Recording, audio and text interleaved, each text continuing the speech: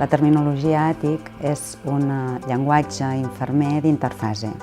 De fet, aquest concepte d'interfase el que significa és que actua de pont entre el llenguatge natural que els infermers i infermeres fan servir en la seva pràctica clínica habitual i les necessitats de disposar de llenguatges estructurats en els sistemes d'informació assistencials.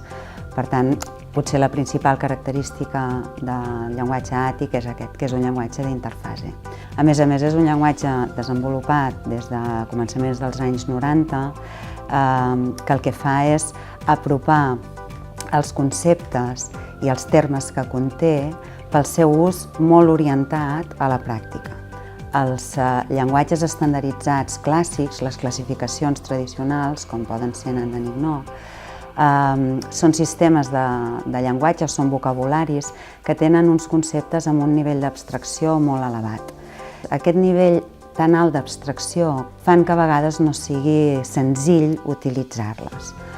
I aquest és el motiu pel qual es va començar a desenvolupar àtic a començament dels anys 90.